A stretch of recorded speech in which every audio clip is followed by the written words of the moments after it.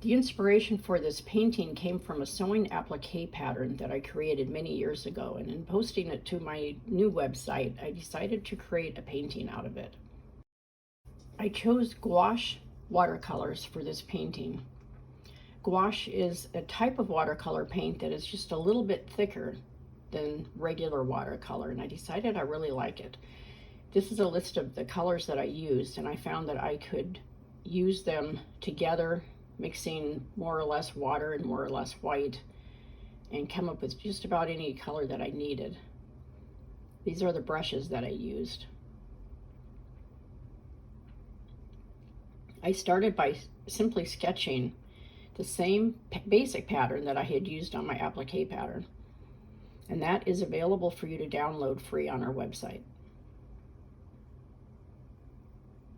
I just loosely traced in the flowers and the basic parts, and at this point I'm using crimson red and white and just a little touch of water, and I can lighten the colors or darken them by adding more or less red or white. There I'm picking up a little bit of the vermilion, which is an orange tone, and the vermilion and the crimson red and the white create a really nice sort of a coral color. And now I'm adding just a little bit of the blue. To darken the blue, I can add a touch of black. To lighten it, I can add a little bit of white, or I can also vary the amount of water. And remember that when you're using watercolor paints, the paint will run to any area of the paper that is wet. It won't run off into the dry areas. So if you get a little bit of dampness someplace on the paper and the paint goes there and you don't want it there, you can always dab it up with a paper towel. Now, mixing the yellow with the white, I can come back in and add a little bit of detail to the little flowers. And this is just a very fast watercolor painting that was fun to do. Mixing yellow and black, believe it or not, will create green. It creates a beautiful shade of sage green. And all you have to do is vary the amounts of yellow or black. You can add a little bit of white to it, and that'll lighten it up. And I really like that tone. The yellow and the black creates just a beautiful sage green color. At this point, I'm just very quickly adding the little spikes, little spiky leaves. Now I'm picking up a little bit of blue, and you can see how that brightens up the green tone.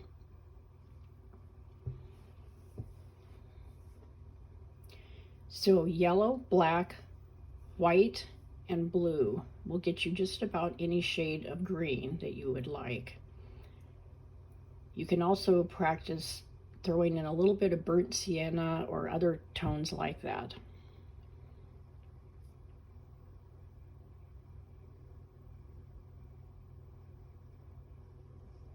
I'm just loosely following the initial painting drawings that I had put in. Now I'm picking up some burnt sienna, and I have quite a bit of water on my brush, as you can tell. But it still doesn't flow outside of the flower pot line because I did not get the paper wet at all first.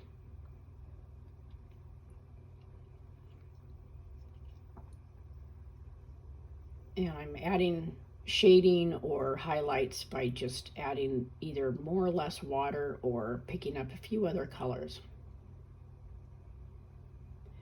Now this is just putting in very, very tiny little dots into the centers of the flowers. Now you notice I'm not covering the whole thing. I'm leaving some white behind, and that gives a texture to the centers. Now I've switched to my small brush, and I'm adding the detail for shading around the flower pot.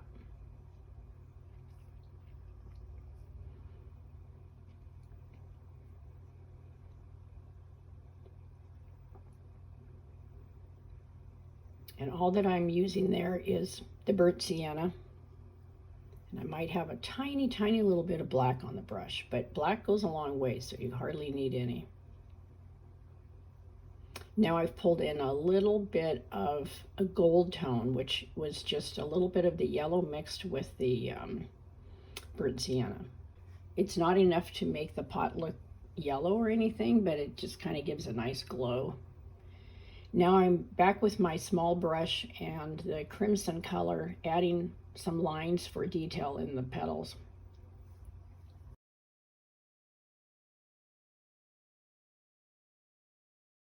I later decided that it was a little too much detail, and I came back and painted some of the lines out. It got a little bit too busy for me, but that's very easy to do with watercolor. You just go back with more color and a little bit more water, and you can go over things. But it's nice to have a little bit of detail. Now I'm using my little brush again, the very smallest brush, to add some detail to the leaves. And that's just using a bit more black with the green. And then a few lines here and there in the leaves. And there's the finished product, brightened up a bit. Thank you so much for watching, and please remember to subscribe. The free pattern that goes with this painting is available on our website.